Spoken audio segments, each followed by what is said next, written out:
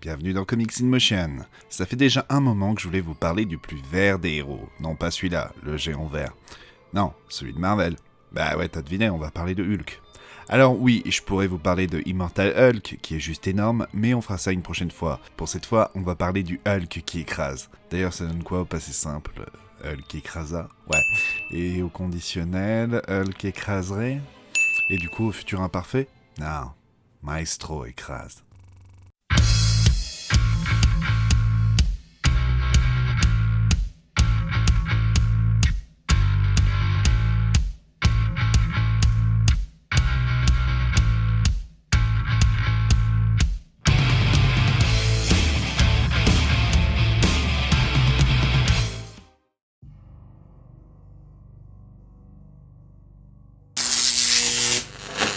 Au scénario, on retrouve Peter David, connu pour la création de Spider-Man 2099, un très long run sur X-Factor, le retour de Captain Marvel, mais aussi un long run sur Supergirl ou encore sur Young Justice. Mais si vous dites Peter David, une bonne partie des vieux fans de comics vont surtout penser à son travail sur Hulk pendant plus de 10 ans, avec la création de personnages comme Marlo, la compagne de Rick Jones, la double identité de Hulk, Joe Fixit ou bien encore le Maestro. Pour ce qui est de l'aspect graphique, c'est George Perez qui s'y colle. Là encore, on a une légende des comics. Il est à l'origine des New Teen Titans qui deviendront un énorme succès de DC Comics, avant de faire partie du plus grand événement de DC, Crisis on Infinite Earth, de rebooter le personnage de Wonder Woman ou de revenir chez Marvel relancer les Avengers en restant 3 ans de suite l'artiste attitré. C'est à lui qu'on doit la création de personnages comme Cyborg, Cheetah, Deathstroke ou encore le Taskmaster.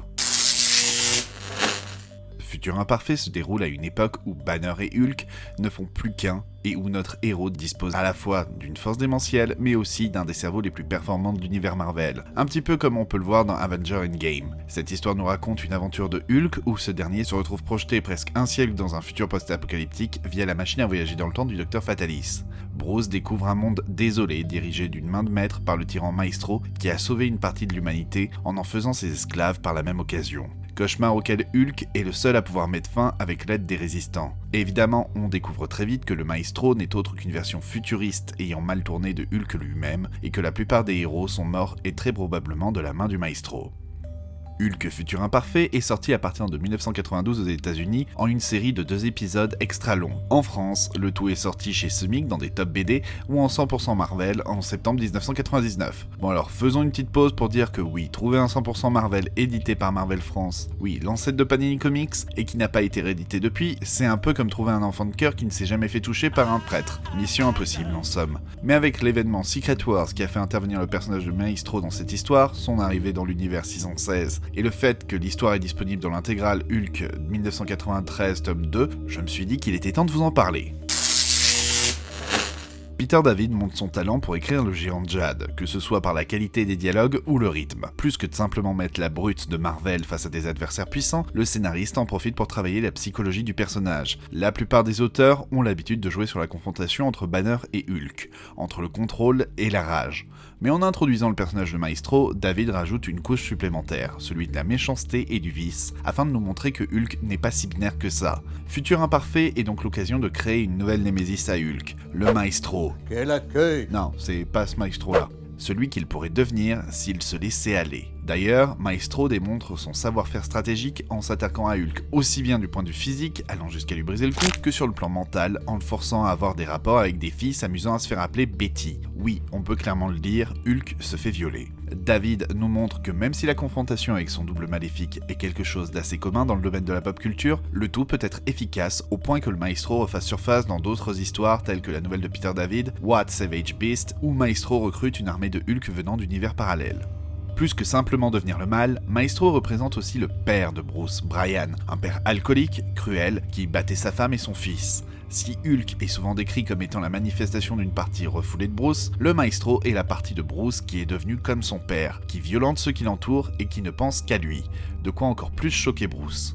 Par bien des points, le tout est un peu une tragédie grecque. À force de vouloir empêcher le Maestro d'apparaître un jour, est-ce que Hulk ne finira pas par le devenir ? Bon, en lisant cette saga, on a un peu de mal à voir comment un Hulk si lumineux pourra un jour devenir un tel tyran. Mais comme le dit le Maestro, tu ne sais pas ce qu'il va t'arriver. Le Maestro représente aussi le fait qu'en augmentant les pouvoirs de Hulk, mais en perdant tous les siens, le pouvoir ne peut que corrompre. Et c'est là qu'il est dur de voir Maestro comme uniquement un vilain. Oui, il est horrible, mais suite aux guerres qui n'ont pas été déclenchées par un monstre comme Hulk, mais bien par les humains.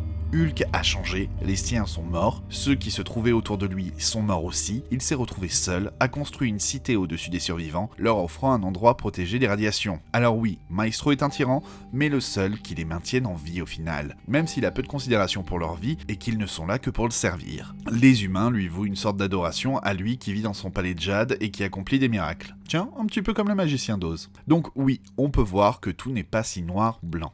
Quand on voit les deux géants, on s'imagine qu'on va avoir un combat de titans, et c'est loin d'être le cas. Hulk est moins fort, moins intelligent, moins expérimenté, et son humanité est sa plus grande faiblesse face à Maestro. Parce que Maestro, il est pas con, il utilise tout son savoir-faire sur lui-même contre Hulk, une sorte d'introspection bien malsaine. Du coup, c'est pas grâce à leur coup de poing que l'affrontement se règle, mais grâce au coup de retournement sur coup de retournement. On a même le droit à une explication du principe de timeline Marvel, nous expliquant que le suicide de Hulk ne veut pas dire la mort du Maestro, et c'est un peu noyé dans des dialogues en mode « je dis tout haut tout ce que je pense ».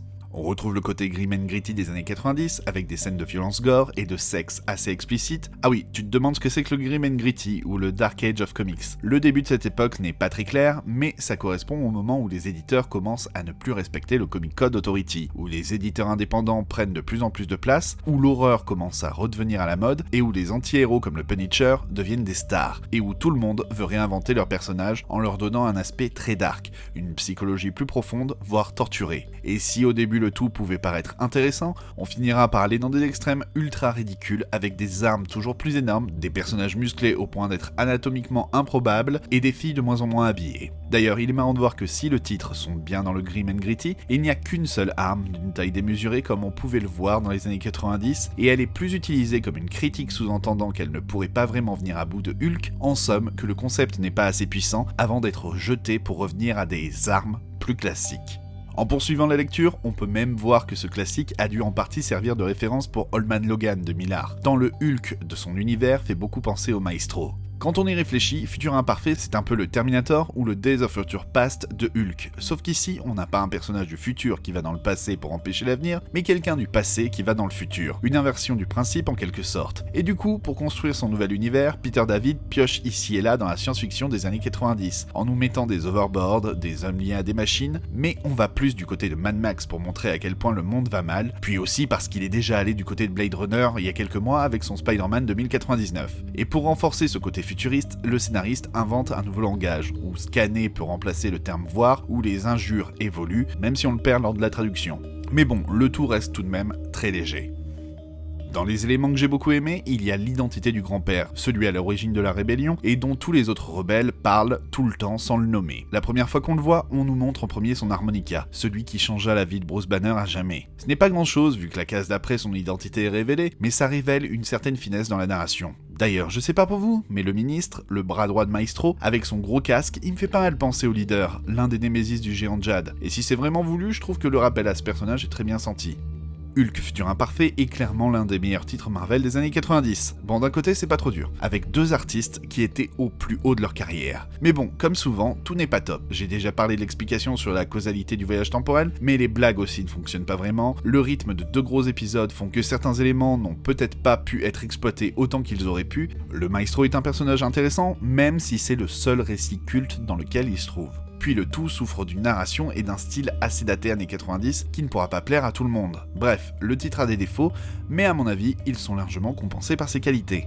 Petit aparté, mais vu que dans le Marvel Cinematic Universe, on a eu le droit à un professeur Hulk, je me dis de plus en plus que le Maestro serait un super ajout comme vilain d'un prochain film. Alors oui, Marvel Studios ne fait pas des films Hulk solo, dû à des problèmes de droit, mais on a déjà eu un bout de planète Hulk lié à Thor Ragnarok, donc ça serait tout à fait possible d'accoler ça à un autre personnage Marvel. Le Maestro contre les Avengers ou les Gardiens de la Galaxie, moi je signe direct, pas vous ?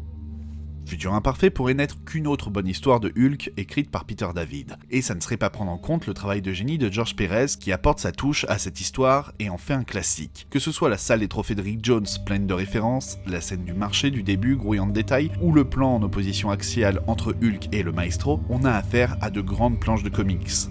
Qui dit dessin de Pérez dit cohérence dans les proportions, mais aussi un sacré dynamisme. Et ça, on le ressent bien dans les scènes de combat avec un Hulk qui bondit, des coups qui projettent les adversaires à travers les cases. On voit que le dessinateur pense son storytelling, en utilisant par exemple un système de gaufrier pour raconter les flashbacks, venant nous expliquer le pourquoi du comment de la venue de Hulk dans ce monde, afin de faire passer le plus d'informations en peu de cases, mais aussi pour reprendre le côté écran de la machine du maestro sur laquelle il visualise lui-même ses images. Pas mal d'éléments visuels servent à souligner les éléments du récit, comme la première apparition de Hulk, qui se fait dans les ténèbres, servant à souligner le fait qu'il deviendra le maestro, à cause de sa noirceur, ou encore que le maestro a une teinte plus sombre que Hulk, pour souligner aussi cet aspect. Le dessinateur a tendance à utiliser une composition en une bande, 3 cases et 2 cases, qu'il module en fonction des besoins. Et côté couleur, le tout est baigné dans une dominance vert-violet, les couleurs de Hulk, rouge-orange, les couleurs du désert, mais aussi de la Révolution en général. Alors oui, les couleurs sont un peu baveuses, et on a une touche très années 90 avec un dessin qui a pas mal vieilli, mais le tout est encore très agréable à regarder.